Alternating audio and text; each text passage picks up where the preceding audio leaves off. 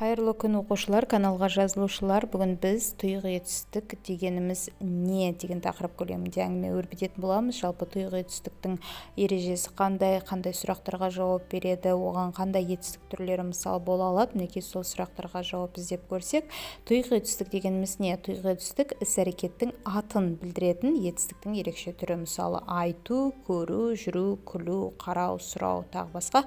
Бұлардың барлығы іс-әрекеттің аты, атауын білдіріп тұр. Мысалы айту дейміз, ол бір нәрсенің айтылуы туралы іс-әрекеттің атауы. Көру, ол да сол сияқты.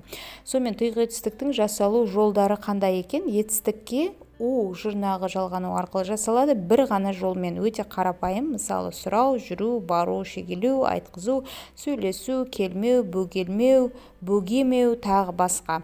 Бұл сөздер сұрау, жүру, бару, шегелеу, айтқызу, сөйлесу, келмеу, бөгелмеу, қимыл іс-әрекеттердің атын, яғни атауын білдіреді. Солардың атауы болып тұрады. Сондықтан да тұйық етістік зат есім мәнінде жиі қолданылады. Тіпті тұйық етістіктердің кейбірі белгілі заттың, көбіне құралдың атын білдіріп, зат есім болып кеткен. Мысалы, мына төмендегі суреттерге қарасаңыздар, мысалы мұнда бірінші суретте күлсалғыш пен көсеу тұр. Яғни не көсеу, бұл зат есім, бірақ тұйық етістік арқылы жасалып тұр. Ою, бұл да түбірі ой, оған у тұйық етістік қосылған, содан кейін заттанып ою болып кеткен. Мынау мысалы қалау, бұл да қала деген етістікке у тұйық етістік арқылы қалау деген іс-әрекеттің атауы. Және қыз жасауы, жасау, бұл қызға берілетін жүк, бұл да зат есім болып кетіп тұр, яғни етістік заттанып кеткен.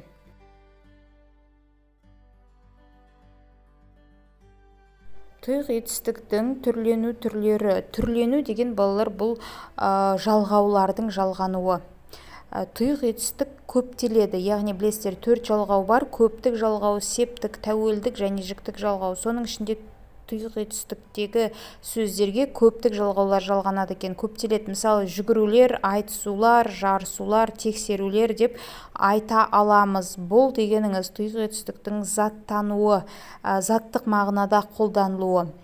Тұйық етістіктің тағы бір түрлену түрі тәуелденеді екен. Мысалы менің айтуым, менің айтуымша деп айтамыз. Сенің айтуың, сіздің айтуыңыз, оның айтуы үшінші жақ.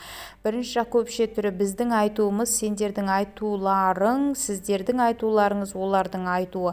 Бұл тұйық етістік түбірі айт етістік, у тұйық етістіктің жұрнағы, содан кейін тәуелдік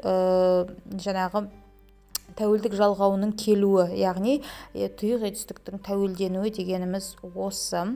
Сонымен жалғастырамыз. Тұйық етістіктің тағы бір түрлену түрі ол септеледі екен, яғни септік жалғауы жалғанады. Мысалы білу деген тұйық етістікті алатын болсақ, атау септігінде ешқандай қосымшасыз не білу, ілік септігі ненің білудің, барыс септігі неге білуге, табыс септігі нені білуді, жатыс септігі неде білуде, шығыс септігі неден білуден, көмектес септігі немен білумен. Яғни бұл зат есім сияқты тұйық етістікте септеледі екен, септік жалғаулары жалғана алады. Бірақ тұйық етістік жіктелмейді. Мысалы мен тұрумын, сен отырусың, ол жүгіру деген сияқты етіп айтпаймыз, жіктелмейді тұйық етістігі.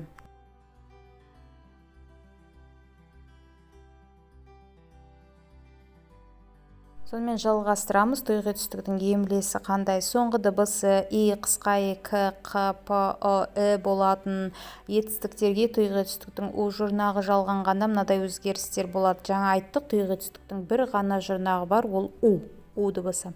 Сонымен емле и қысқа иге біткен етістікке у жалғанда бұл юға айналады. Жаю, жию, төку деп айтпаймыз, төгу, жақу деп айтпаймыз, жағу, оқу деп айтпаймыз, оқу, жеку деп айтпаймыз, жеку, баю, кию, жапу демейміз, жабу. Бұл енді қазақ тіліндегі дыбыс үндестігіне кейінгі ықпал, дыбыс үндестігінің ішіндегі кейінгі ықпал, яғни соңғы жалғанатын қосымшаға байланысты алдыңғы дыбыстың өзгеруі. Жалғастырамыз. Тұйғы түстік әрі заттық, әрі қимылдық мағынада қолданылады. Бағана жоғарыда айттық, заттың атауы да, қимылдың атауы да болуы мүмкін. Мысалы, көсеуді әперші дегенде бұл заттық мағынада, яғни заттанып кеткен зат есім болып тұр. Ал отты көсеу керек дегенде бұл тұйық етістік қызметін атқарып тұр. Сабаумен жүн сабайды. Бұл жерде зат есім болып кеткен. Сабау деген малды сабауға болмайды, бұл етістік. Жасау, қызға жиналған дүние мүлік. Екінші жағында нағыз домбыраны шебер жасау керек. Бұл етістік қызметін атқарып тұр. Оюдың түр-түрімен таныстық. Бұл жерде заттанып кеткен. Оюдың ненің деген сұраққа жауап береді. Үлік септігінде тұр зат есім. Ұлттық нақышта ескере ою қажет. Бұл жерде не істеу қажет? Яғни тұйық етістік. Бұл жерде етістік қызметін атқарып тұр. Оқушылар, сонымен видеоны соңына дейін қараған болсаңыздар, назарларыңызға алғысымды білдіремін. Каналға міндетті түрде жазылып қойыңыздар. Сол кезде маңызды ақпараттарды бірінші болып алып отырасыздар. Сұрақтарыңыз болса, түсінбеген тұстарыңыз болса, міндетті түрде комментарий қалдырыңыздар. Мен сіздерге жауап беруге тырысамын. Аман есен болыңыздар.